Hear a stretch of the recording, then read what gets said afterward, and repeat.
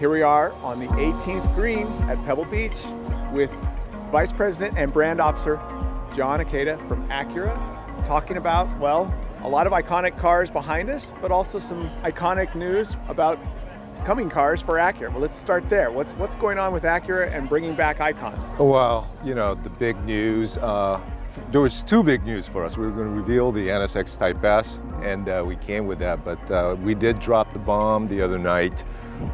We are bringing back the Integra. And so that's a huge, huge thing. We blew up the internet a little bit there.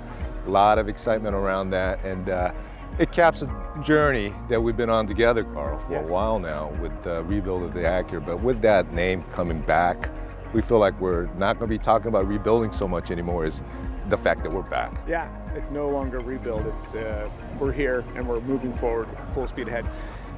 This has been a journey. I've been lucky enough to be kind of riding along with you throughout this, Jon. How does it feel to have had a vision from years ago that is pretty much fully manifested now, that you have brought from idea to concept to full reality? Well, I have that design background, so it always has to start with a sketch, right? And we went kind of through the same process, really. It just, we put that concept out there.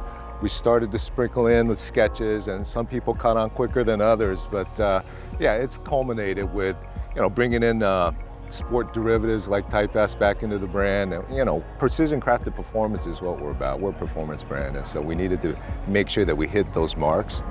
And yeah, you know, capping it off with Integra.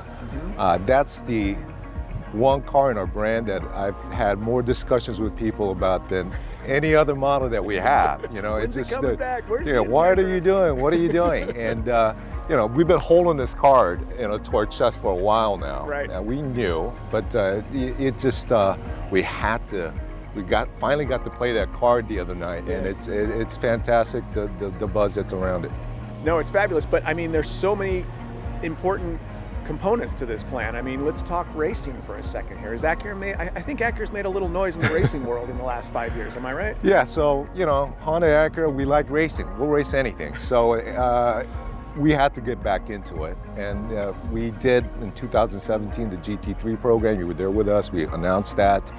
We started racing with the NSX, and then we added, you know, aligning ourselves with Roger Penske and Team Penske with the DPI cars. So, you know, racing is a kind of tough thing. It's a hit and miss. You never know. We understand racing to the fact that just because you race, it doesn't mean you're going to win. Right.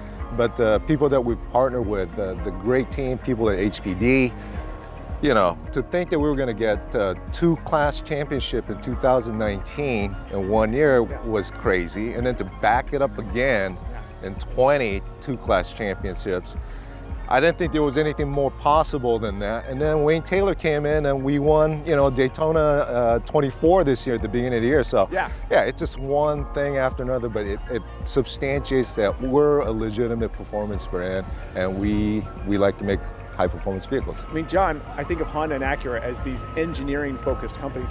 I don't know how you could have engineered a better racing pedigree in a 3-year period than you've engineered in the last 3 years. Yeah, I think it's just, there's a lot of passion, there's a lot of good people behind our brand, and they're very focused on, you know, winning. You align yourself with winners, and they usually do, and we've been very, very fortunate being able to partner with the right people.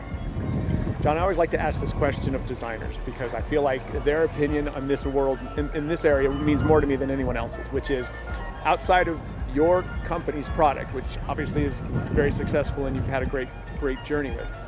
Tell me some other products from your history and the history of the automobile that drive your passion, that as a designer you look at either when you were coming up through the chain or now you look back on and you think, that's a fabulous design, that's an iconic design, that's a meaningful, transformative design. I always like to hear designers talk about this. Well, you know, we were at the Historics race yesterday, and every year we go there, and I go through the rows of vehicles and we're looking at all the sights and sounds and the smell and everything. You know, Porsche 911 is something that people talk about a lot or know, it's familiar, but the way they were able to extend that for a long range of time, and just the timeless design and simplicity and able to keep up with that was something that I've always thought was a fantastic vehicle, you know?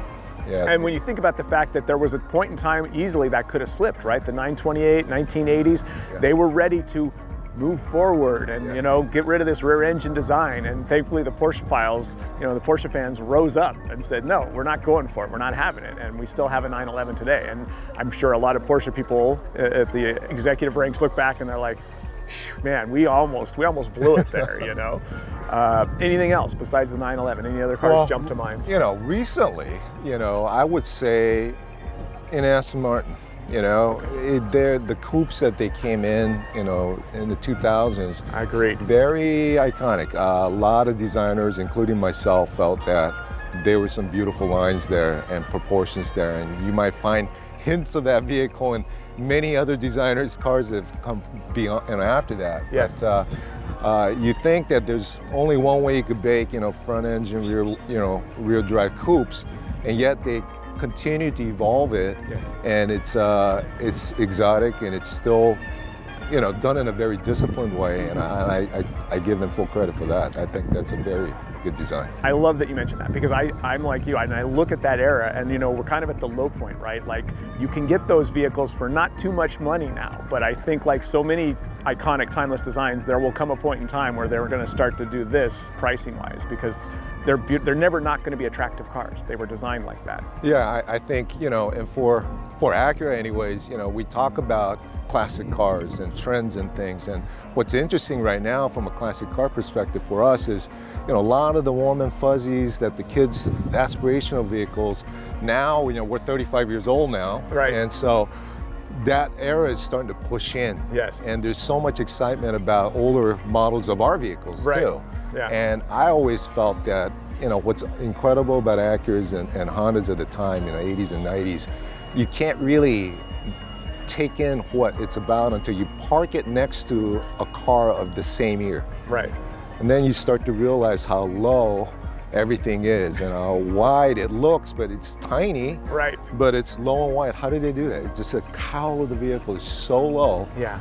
And unique because of the packaging that we were able to do. Right. We had double wishbone suspensions that allowed us to push the Really fenders low.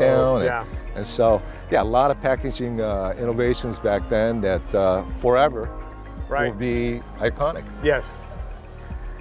Well, this is great, John. I appreciate you explaining the journey. I want to make sure other people realize what's gone on with Acura, but I've enjoyed being on the journey with you and seeing it come to fruition. Well, thank you so much, Carl. We enjoy having you join us. We're finally back, and we could close this chapter of it. Yeah. And we're moving forward from on here. To the next one. Yep. Thank you. Thank you for your time, John. Appreciate it.